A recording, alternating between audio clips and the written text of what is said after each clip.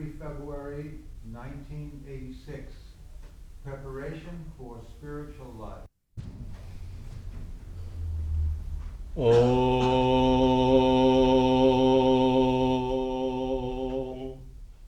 Viryoshi Viryomoy Dehi Tejoshi Tejomoy Dehi Mandrashi Mannumoy Dehi Sahosi Sahomoy Dehi Om Shanti Shanti Shanti Hari Om Tat Sat.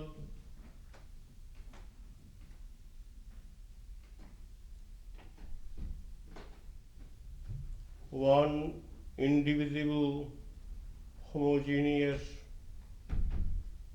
spiritual principle, popularly addressed as God, is the real reality behind this human life as well as behind this universe. And that reality or that God is the source of everything. All our beatitude, wisdom, strength, peace, understanding, freedom come out of that. The Vedic mystic discovered intuitively within himself that spiritual spring, and he has articulated his experience in these words, that source of wisdom, source of patience, source of understanding, source of ability, source of courage is within us. That God being the indwelling self and God being the infinite potential principle, we ought to harness that spiritual energy by following certain spiritual discipline to make our life better and nobler.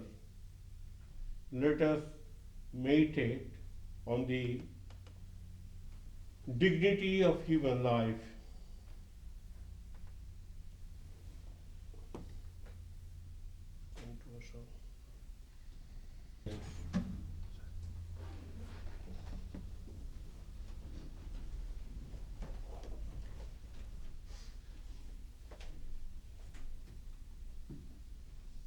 As we have told in the invocation,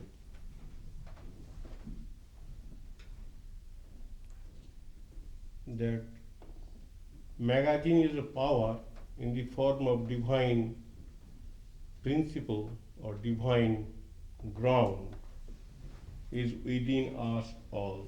Each soul is potentially divine. Now, to tap that divine energy by following certain discipline is the object of spiritual life. Although God is sleeping within us, we do not know of his whereabouts, of his presence, and of his significance.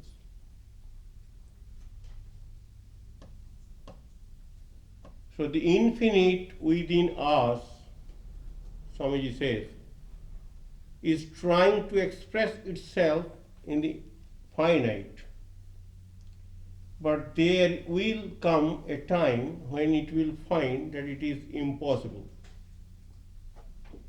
Then it will have to beat a retreat. And this beating a retreat is renunciation, which is the real beginning of religion. That is, we are all searching happiness in the outer world.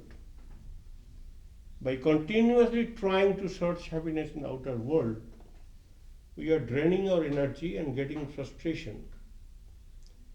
When we reach that nadir of degradation, when we are thoroughly fed up, at that moment, due to the infinite grace of God, wisdom dawns upon us and tells us that this is not the way to seek happiness. We are missing something very vital, and that vital cannot be found out in the outer world.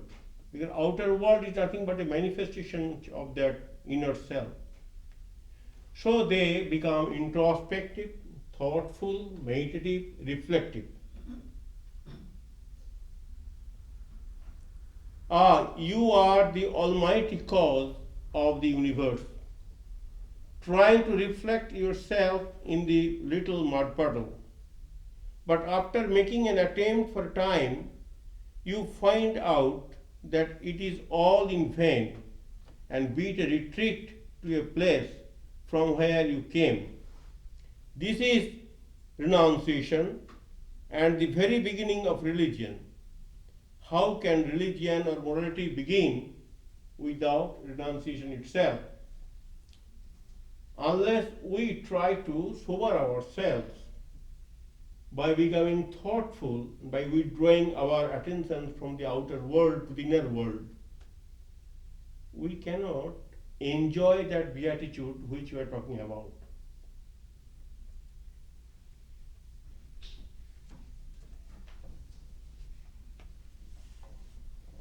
Now, to have that motivation, to have that awareness, to have that impulse, we have to fall in love with God. Without that deep interest in that spiritual reality, we will never be drawn to the world of spiritual discipline. Because we are not interested. We have to have interest. We have to create interest, or we have to, as Spinoza says, intellectual understanding of Godhead must come to us.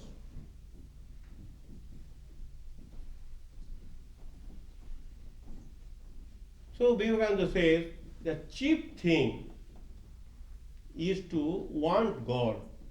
We want everything except God because our ordinary wants are supplied by the external world.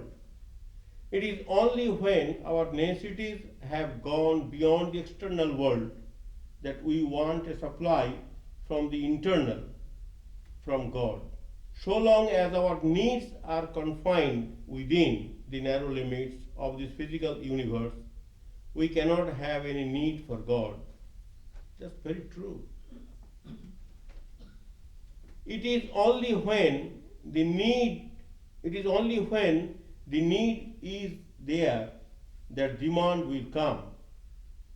Have done with this child's play of the world as soon as you can. And then you will feel the necessity of something beyond this world.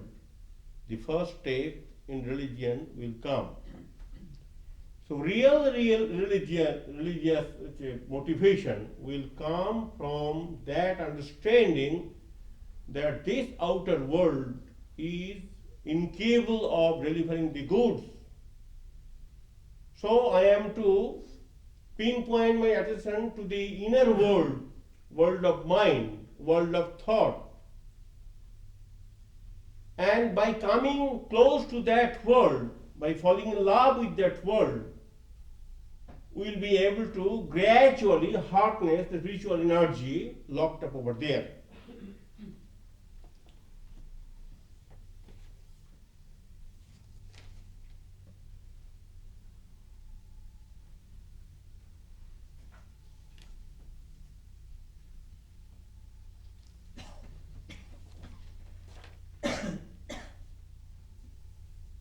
The same thing is articulated by imitation of the Christ. It says that unless a man is disengaged from all things created, he cannot freely attain to things divine. As Christ says, man cannot have both mammon as well as God. So unless we remove the outer things, we cannot get hold of the inner things. So we have to withdraw our attention from this outer world in order to concentrate on the inner world. So unless a man is disengaged from all things created, he cannot freely attain to things divine. And unless a man is elevated in spirit and freed from the attachment to all creatures, wholly united to God, whatever he knows and whatever he has is of no great importance. What a pregnant sentence. Our knowledge and our information or our skill in the outer world, however useful it may be, but it will not help us to have that peace which we are searching.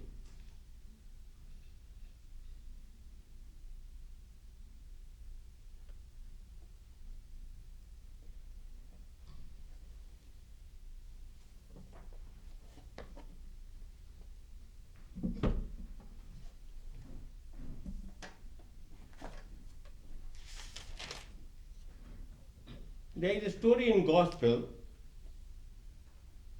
which highlights this spirit of search. There was a temple, it was dilapidated temple, unfrequented temple, and around it naturally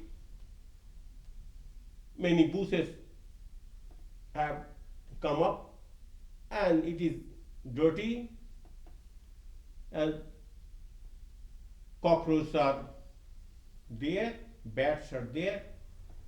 So it is not visited by anybody. It is abandoned. Suddenly the villagers saw to their astonishment, or heard to their astonishment, conch was blowing inside the dilapidated temple. So they were curious, what's the matter? The abandoned temple, somebody is worshipping deity. That is a sign of worship in India, blowing the conch. So they came and they saw to their astonishment that one so-called wayward boy, a teenager, he was blowing that conch shell and worshipping the deity in that clumsy room. Then they told, well, if you want to really worship the deity, then you have to clean these cobwebs, these dirt, these filth. Without doing that, how can you feel the presence of God? How can you invoke Him? So that is a very beautiful anecdote to highlight the usefulness of attaining somewhat purity within our mind. If heart is swayed by passion, then how in that passionate mind the glimpse of God can be seen? So Sri Ramakrishna wants to say that before we start for religious, spiritual adventure, we have to have a somewhat, at least, a pure mind, organized life, disciplined life, impulsive life, sensuous life, seeking gratifications in the lower plane of existence, we will not be able to make much headway in that direction.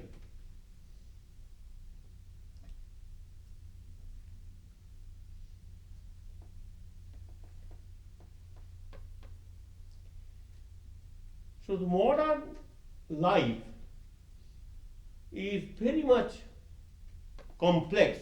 We all understand it. But when we are modern now, when we are living in this century, when we are confronted by these problems, we cannot avoid it, we cannot close our eyes. We have to rise equal to the occasion by organizing our thoughts, by organizing our mind, by disciplining our tendencies, visualizing our sentiments. We can master courage to deal with these problems. Because problems are mounting, no doubt, but the strength within the human life is also infinite. So that infinite strength, when cultivated, it is quite possible for the person to tackle any situation that may confront us.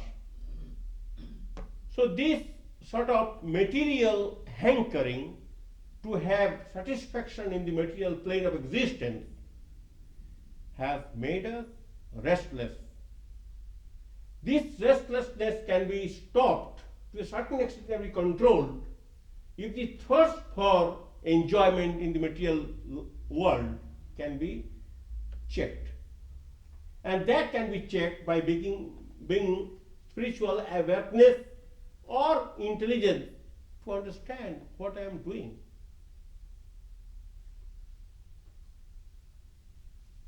So the impurity comes from that search of hedonistic pleasure in the outer world. Mind is filled up with those thoughts and ideas, those desires, and all that. So impurity inside and corruption outside are choking the life breath of a truth seeker.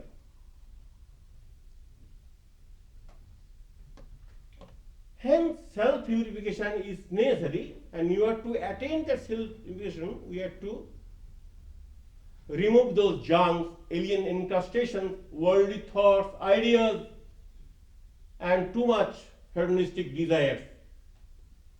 These are impediments to spiritual growth, because mind is not at all interested in search for truth. So mind has to be tutored that, well, your real well-being is here, not there. Why you are giving your whole attention to this area? So when we are able to understand that very clearly, when we are convinced of its efficacy to shift our attention from periphery to center, that intellectual conviction, that spiritual awareness will help you to a great extent in controlling your irrational drives.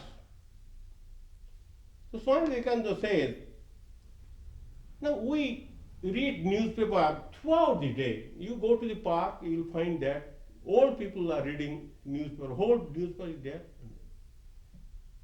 So we are well saturated with these worldly thoughts. Swami Krishna tells a story that one Hindu was converted into a Muslim. So he was asked to call the name of Allah. But he was not able to articulate that word. The Hindu names were coming. Then he was slapped, he was chastised, he was scolded, or he was beaten. He says, sir, for so many years I was calling Hindu names, Hindu gods and goddesses. I am so well saturated that it is very difficult for me to call the name of Allah to the exclusion of other words and thoughts. So that is our problem. We have allowed ourselves to be swayed by emotions, and we have deliberately cultivated that art to be impulsive. And naturally we have invited all these troubles through ignorance. Now, in one fine morning, these troubles cannot leave us. It will stay. It is very hard or difficult to evict them. That's a strenuous discipline one has to follow rigorously in order to enjoy certain benefit in spiritual life. So Swamiji says that the more we study the material world, the more we tend to become materialized. How many of us are really interested to understand the significance of this statement?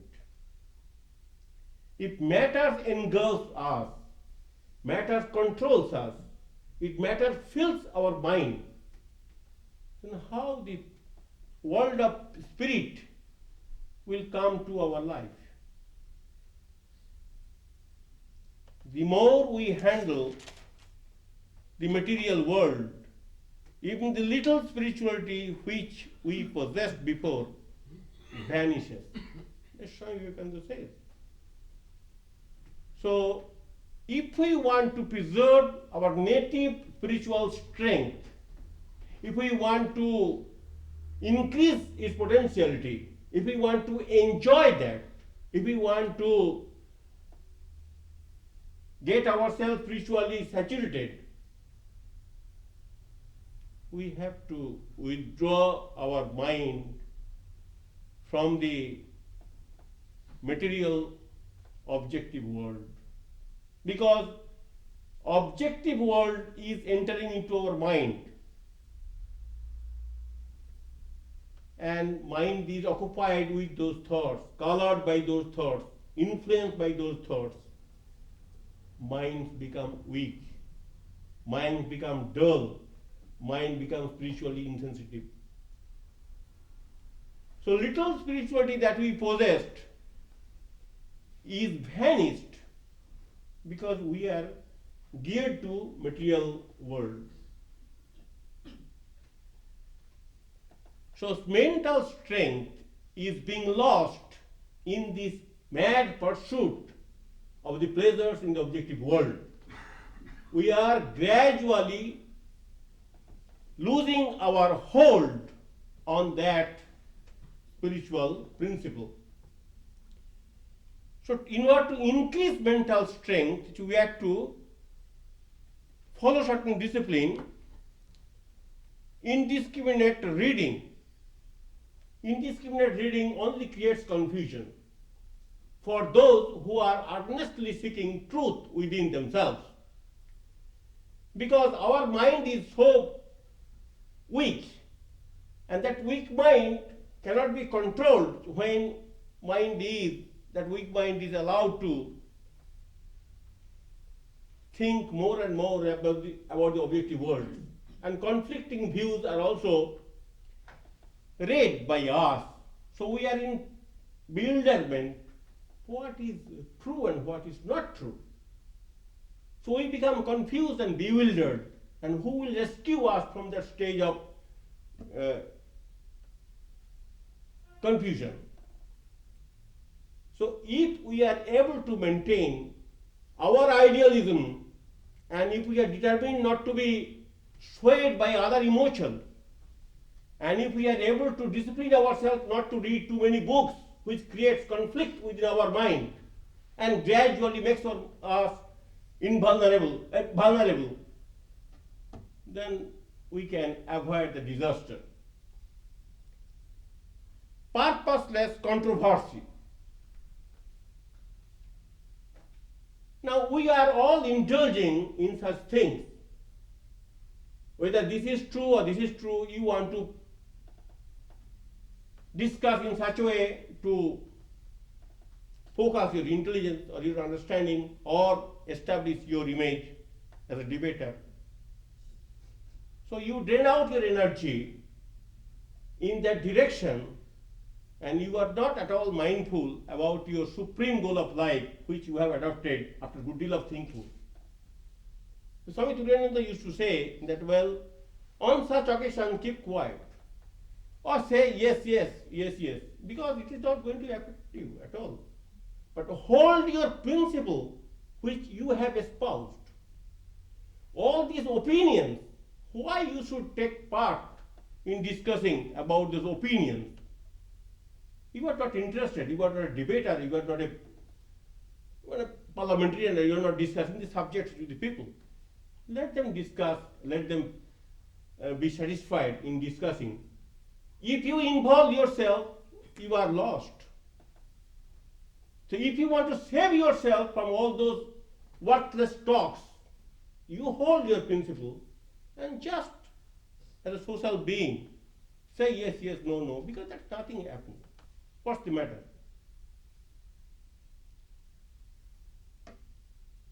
Garrulousness, inquisitiveness in others' affairs, fault-finding habit, over-ambitiousness, egoistic concern for perfection, the lower impulses are to be controlled, and harboring grudge against others, daydreaming and night waking, indulging in fantasies and emotional kite flying that we all do when we are not able to satisfy our desires in the outer real world. We go back to the dream world and we dream, dream, and dream.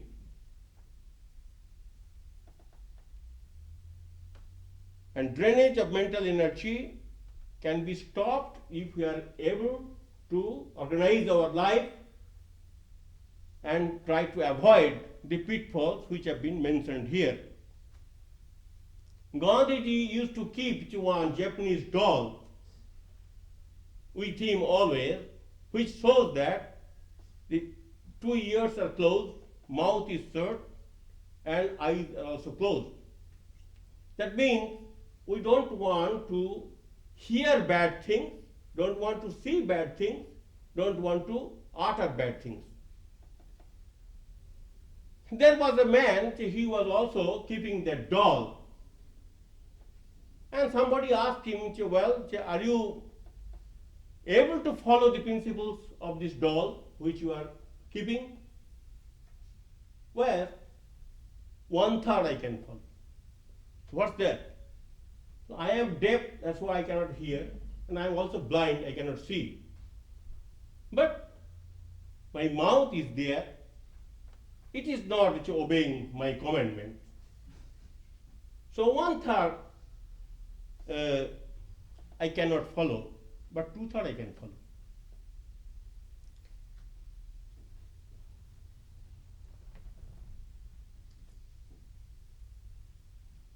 Then, most important thing, we don't want to seriously think all these propositions, that friendliness towards the happy, compassion towards the miserable, delight in the good, indifference to the evil.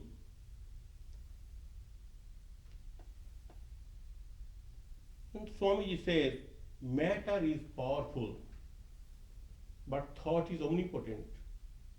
If we are able to fill up our mind with good thoughts, invigorating thoughts, spiritual thoughts, then mind will gradually be strengthened. So that strong mind, that mental strength will be available to us in pursuing that rigorous course of discipline in spiritual life. So Swamiji says that instead of filling the mind with weaknesses, let us try to fill the mind with strength, with divine thoughts and ideas, which will, in course of time, make our mind strong. And that strong mind, which will be our asset, our good friend. Because after all, in dealing with anything in this world, in secular life and spiritual life, strength is the most important element in our life. So that friendship with strength has to be cultivated, and one way of cultivation is how to keep the mind away from the weakening thoughts and ideas.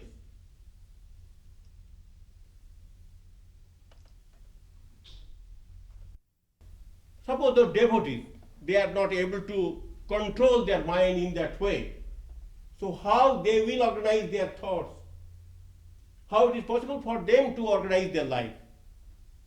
They can also say, devotees are not weak. Devotees are very strong people, very strong, not fanatics, because they have got very strong faith in devotion, in God, and they have accepted God as their friend, philosopher, and guide. And by having that sort of conviction, they are very strong people. In times of stress and strain, they are able to maintain their calmness without being disturbed by the outer situation due to their unflinching devotion to that idealism. So Swami Tathagatananda mentions that, yes, we are weak. Now, instead of brooding over this weakness, which will not help us in any way, we can come around God, or we can accept God as our pillar, as our source of strength. And we can think that, well, I am weak, no doubt, but I am tied to a pillar which is very strong. So due to my association with God, which is the ground of everything, that infinite strength gradually will be available to me, to a certain extent at least.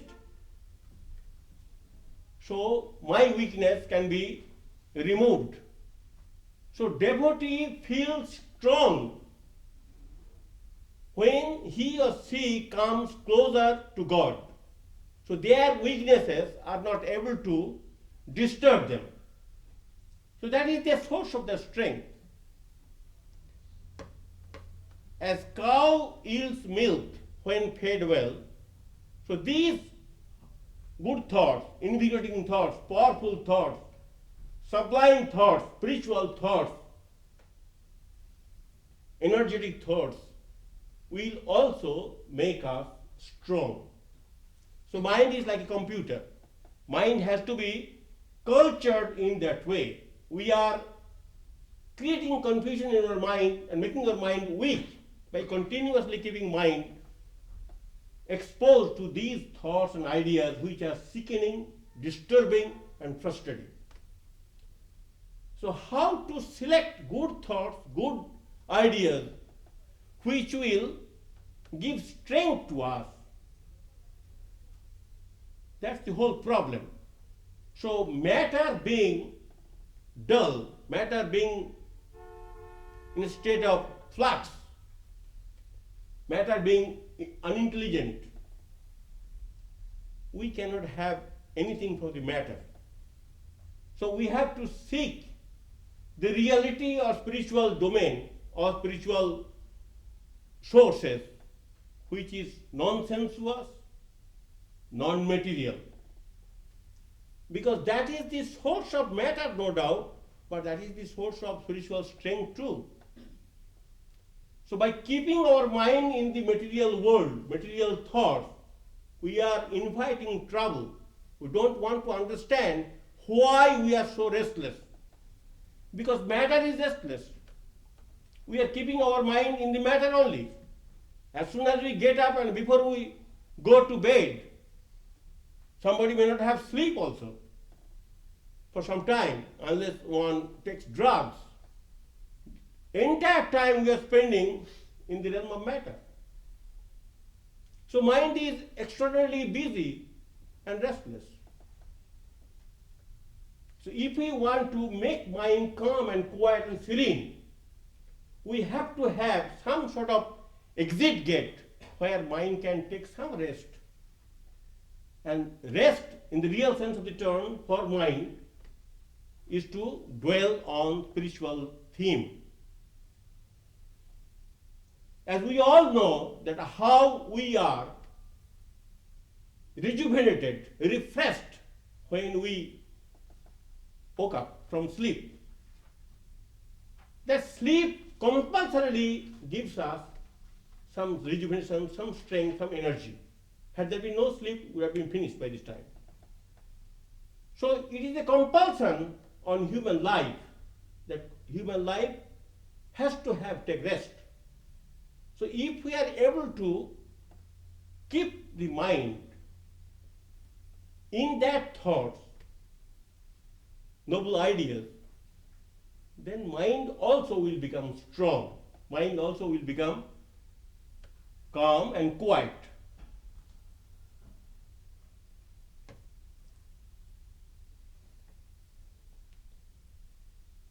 So Swamiji says that for average people, it is very good to have some personal God, and that idealism of the God will gradually draw the devotee to that area of beatitude.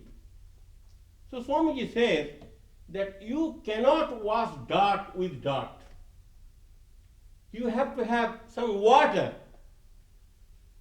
So fresh water can be available only in the spiritual well. So if we are able to train our mind to search spiritual solace by thinking about God and divinity and all that, then with that strength, with that wisdom, with that knowledge, with that enlightenment, it is quite possible for us to remove the dirts, means weaknesses, restlessness, sorrows, anxieties of life.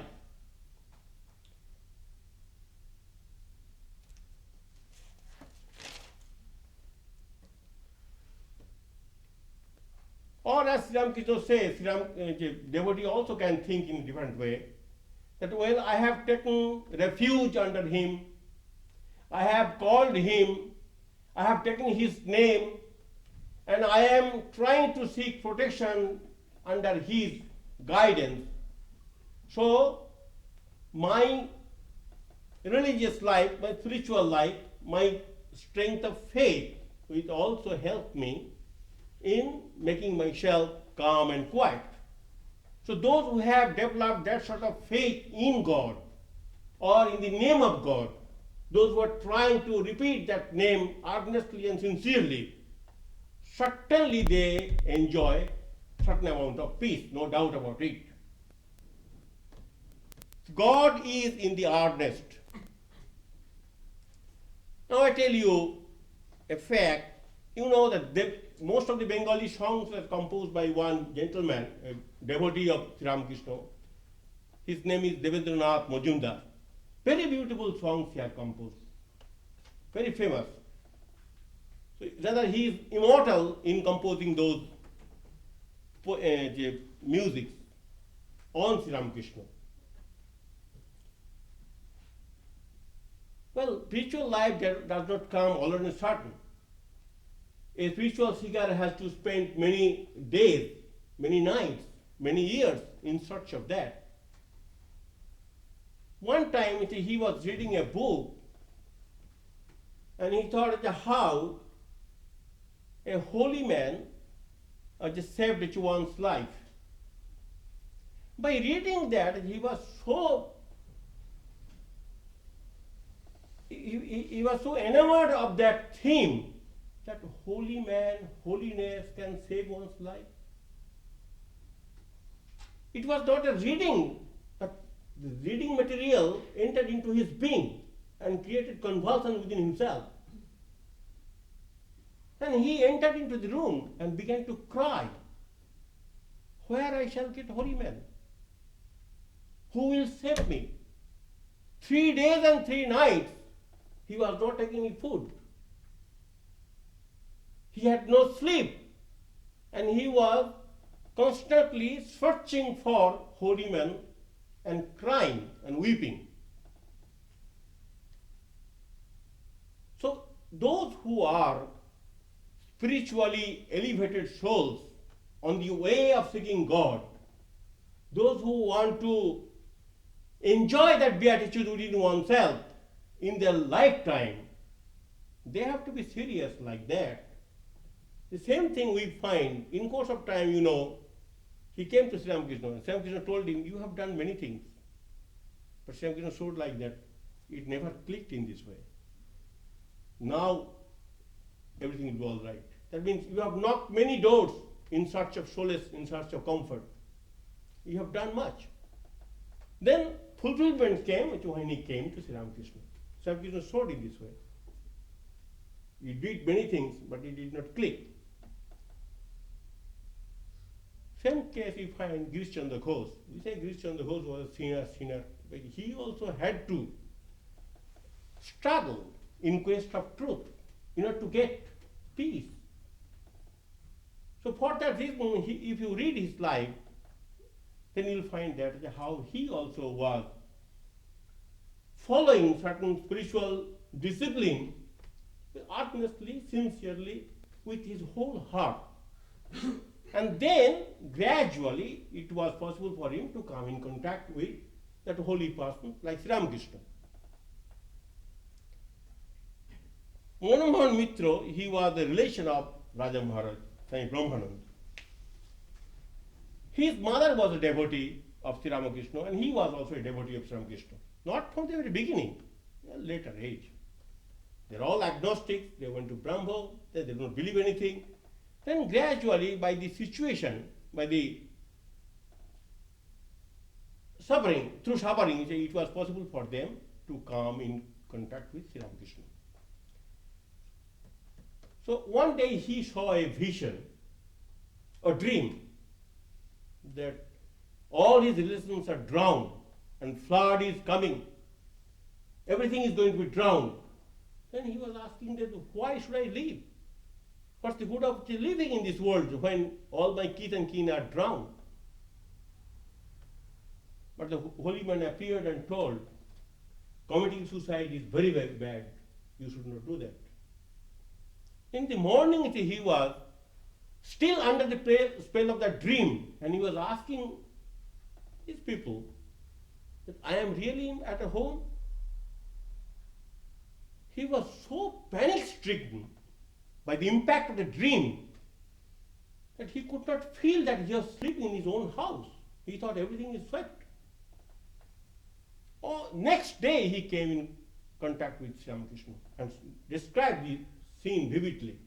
Sri Ramakrishna said, you must have a spiritual teacher now. You should have. So when we are able to understand that this illusory world is not a permanent place for our enjoyment, in course of time we are to travel alone. Nobody will accompany us. So temporary world will lose its glamour in course of time. It will not be able to give us that satisfaction, abiding peace in the long run. After having understood that theme, we may try to shift our attention from this material world to the spiritual world. Spiritual world does not mean that you are not living in this world. You are living in this world, only your interests are finding fulfillment in the spiritual realm.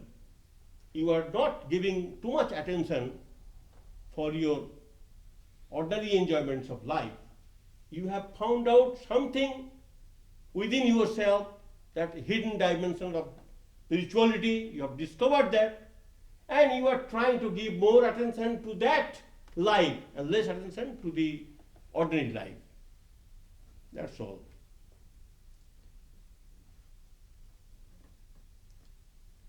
This Manomohan Mitra, one day when he became a neophyte devotee of Sri Ramakrishna, and 100,000 people were there in Dakshineshwar area, who will be abusing Sri Ramakrishna. That is, down the ages, all great prophets were subject to insults. Nothing new. So he was furious and he was quarreling with them. He was terrorizing them. He wanted to give punishment, all these things. And he was showing his bravado before Sri Ramakrishna. I want to give them punishment, this and that. Sri Ramakrishna was very angry with him. You say that, Sri Ramakrishna told, angry person is like a beast. I cannot touch an angry person. So you should not give vent to your anger in this way. Let them shout what they like. Why you should make so much howling? Why you should disturb your own peace by abusing me, they are not going to take away my spirituality or holiness. Sri Ramakrishna told him in such a way that I cannot touch an angry person. Angry person is like a beast. And anger degrades us completely.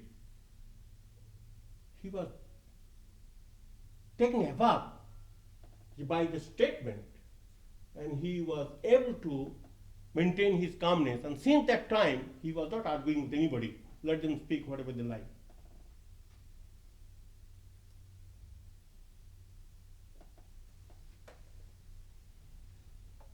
This Manohan Mitra, after all human being, Sri Ramakrishna was praising Surendra Mitra, who was his supplier.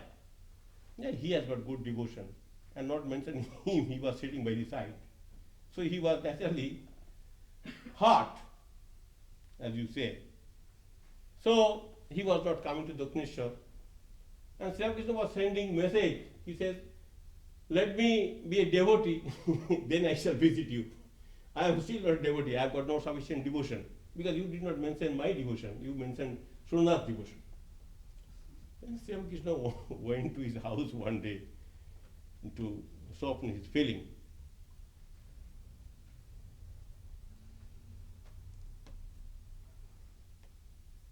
There was a man, as a woman, a devotee of Sri Ramakrishna. She was asking, "Sir, I try to meditate, but I am always disturbed. Where from your disturbance comes? So my nephew's face comes to my mind when I meditate. So what to do?" Sri Ramakrishna says, "Well, you think your nephew as baby god, Balagopal, and without being disturbed, you can meditate on the face of your nephew as you are looking at the face of Gopal, baby god, God in that form. So your idea of nephew will be substituted by the idea of God. So you will not be disturbed at all, and you will make some progress in spiritual life." So if we are able to train our mind to look up, to look ordinary things as a replica of God, as a face of God, or God in those forms,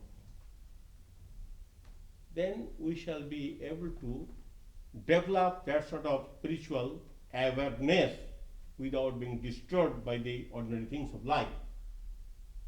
It is true, metaphysically it is true, but we don't want to think in that way. We cannot practice in that way. So spiritual practice means one has to create a new awareness, new wisdom, that things are not ordinary. It is divinity is sleeping within them. So instead of looking at the things, as material objects, if we try to focus our attention to those material objects as a face of God, a living entity of God, God in human form or God in material form, these are the forms of God, then our disturbance is checked.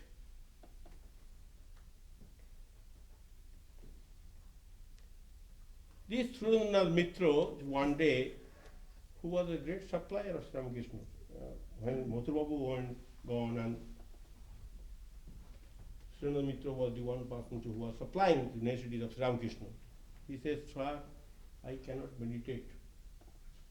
Sri Ramakrishna says, "What's that?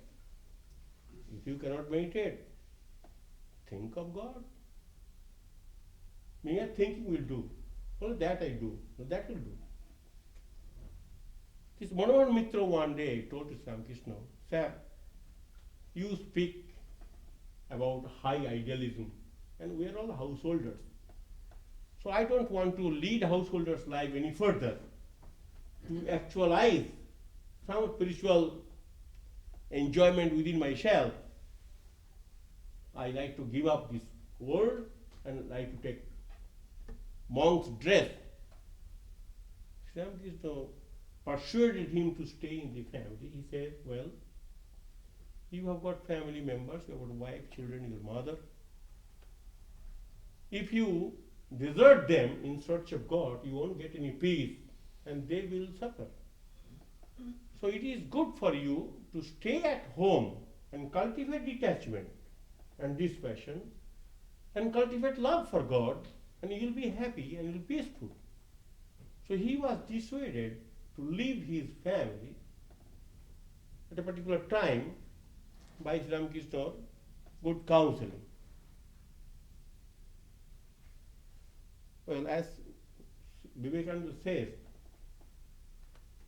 that unless that sort of anxiety comes, that sort of determination comes, that sort of hankering after spiritual solace comes, we have to stay in this life in that way. We cannot make too much headway. One gentleman was asking another gentleman, he was walking, he sat down, he said, sir, can you tell me where that village is? So he was keeping quiet, he was not giving any reply, and the gentleman also was sitting nearby. And he was repeating often and on, sir, have you heard what I have told you? How to go to that village? He was keeping quiet all the time. Then after some time, naturally, he was disgusted, so he began to walk. When he saw that man is going, then he said, well, please come here. What's the matter? Well, in that direction, I told you so many times, I was requesting repeatedly, you never gave me any reply. He was sitting only there. When you started walking, only that time I know you're interested to go. So I'm telling you. So, as Swamiji said, when real hunger and thirst will come, at that supreme moment, only spiritual life also will be quickened. Let us stop there.